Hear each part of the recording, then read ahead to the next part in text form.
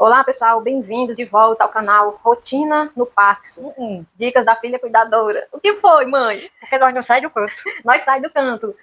A gente começa, erra, depois a gente começa de novo e assim a gente vai se divertindo, né? Mas vamos continuar. Vamos lá. Hoje nós daremos continuidade ao tema Parkinson, o diagnóstico que mudou tudo. Parte 2, né? A gente teve parte 1 e agora a parte 2.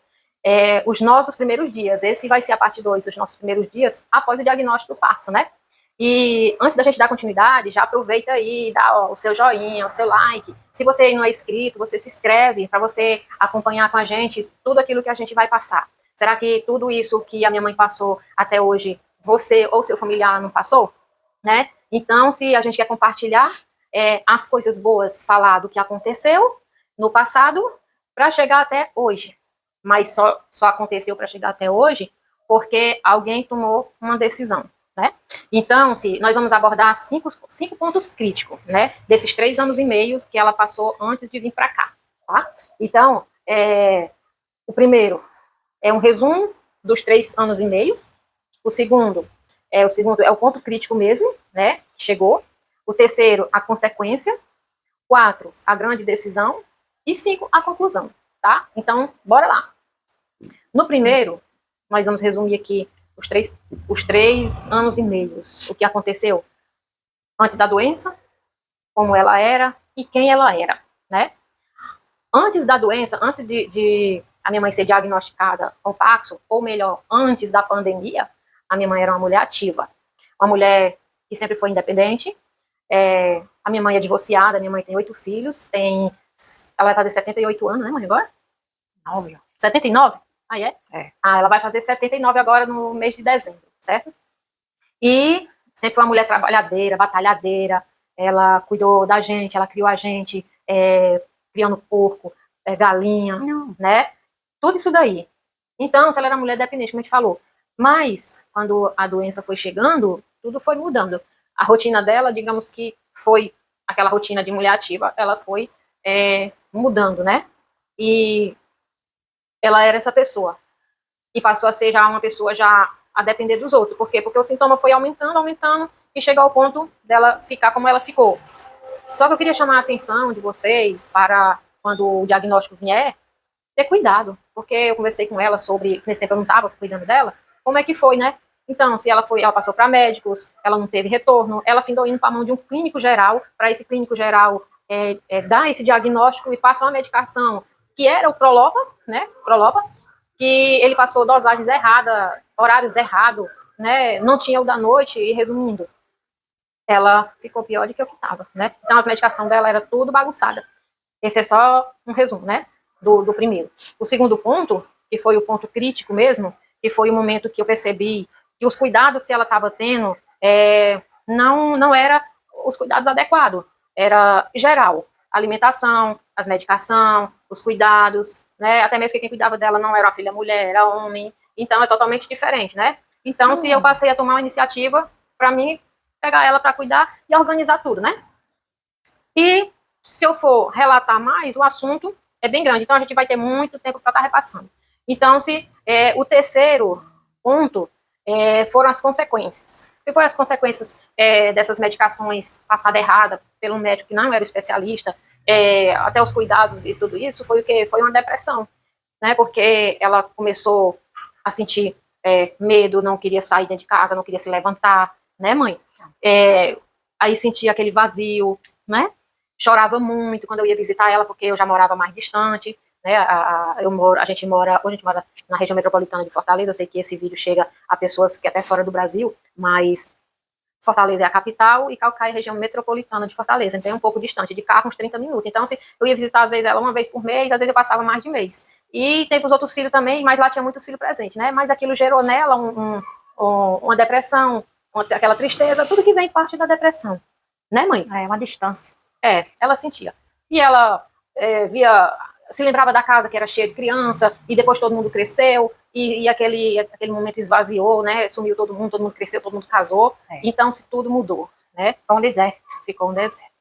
Essa foi as consequências, né? Que veio decorrente da pandemia, da doença, de tudo isso aí. E 4, veio a grande decisão, Foi um momento que eu cheguei, olhei para ela e pensei, se eu não cuidar dela, ela vai morrer, né? Porque ela estava carente de tudo. Por mais que tinha algum dos filhos perto, a gente ia, mas ela estava carente do principal, que era o amor, né? Por mais que a gente estava lá. Então, se eu cheguei ao ponto de convidar ela para vir morar comigo, de início ela não quis, porque é normal a pessoa da idade dela não querer sair do seu cantinho para canto nenhum. Mas ela estava num ponto tão crítico, crítico mesmo, que a gente teve que fazer um esquema para trazer ela para cuidar. Trouxe ela para cuidar e ela ficasse melhor boa, ela voltava para casa dela. Só que chegou um tempo que ela, não quero mais ir. A pessoa que cuidava dela também teve que trabalhar, então já não tinha mais quem cuidasse dela. Então, se eu disse, então vamos ficar comigo, né? E no tempo que eu fiz isso, eu tinha meu trabalho, eu trabalhava em casa, costurando, e eu achei assim, eu vou levar ela para morar comigo, porque como eu trabalho em casa, não vai atrapalhar meu trabalho. Só que não foi bem assim. Melou minha beirinha. Ela disse que mirou as beiras dela. Mas é assim mesmo. Então, assim, trouxe ela pensando que eu podia trabalhar, né, que eu trabalhava em casa e cuidar dela, mas não foi bem assim. Eu ainda consegui trabalhar em casa, eu acho que uns 2, 3 meses, mais ou menos, aí começou a apertar. Por quê? Porque cuidar de idoso, pessoal, não é... tá levantando o vestido. Ela tá levantando o vestido para enxugar os olhos. Então, se a gente... Não pode beber nada, não. Então, se para você cuidar de um idoso, é tipo assim, você tem que abrir mão, você tem que renunciar. Parecia ter talento. Precisa, se não tem, tem que aprender, né? É. Então, se eu aprendi muita coisa com ela, cuidando dela, trocando experiência, eu aprendi, digamos que eu sou quase formada numa cuidadora mesmo. Eu não sou 100% porque eu não mexo na parte de injetado, dessas coisas, né? Eu não preciso. Mas eu me considero uma pessoa capacitada para cuidar de qualquer idoso. Até mesmo que, além dela, eu tenho um grupo de idosos que a gente faz momentos ali interativos, certo? E saindo dessa grande decisão minha, que foi passar a cuidar dela, vem a conclusão de tudo isso. Entre aspas, a conclusão.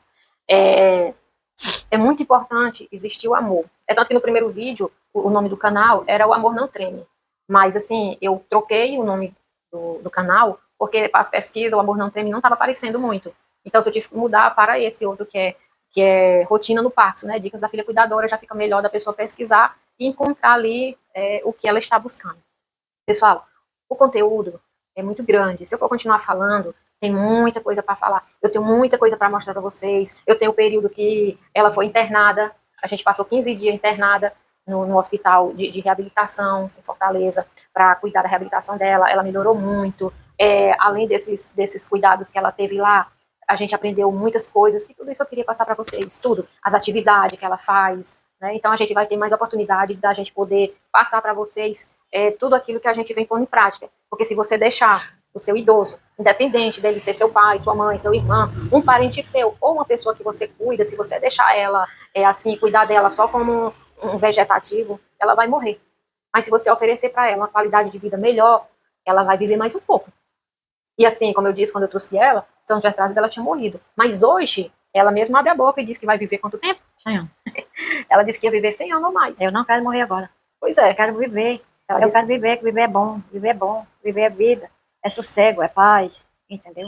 Agora a senhora começou a falar, agora a senhora fala não quero falar não. Um pouco da sua experiência, o que a senhora fala até para um cuidador, ou o que a senhora fala para um paciente, o que a senhora falaria para um cuidador, o que a senhora orienta para um cuidador. Cuide cada vez melhor daquele paciente. Ajude ele. Busca entender, né? É entender, porque é uma doença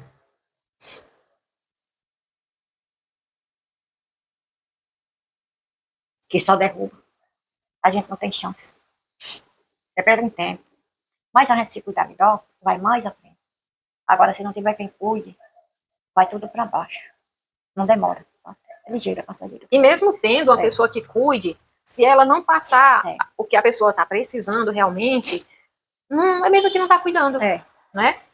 Porque a gente está acalmado, pode dizer. Não caminha, não faz nada que diga assim, eu vou fazer isso aqui, vai ajudar. Não, a gente está pela mão dos outros. Então, se não for uma pessoa muito ativa, não vale a pena. Isso serve para... E o que a senhora fala para os que são cuidados, que nem a senhora? Qual é um conselho que a senhora dá para aquelas pessoas que estão no seu lugar? A pessoa tem que se ajudar. Certo? Ajudar aquele cuidador. Entendeu? Ter calma, ter paciência, ter esperança, ter fé.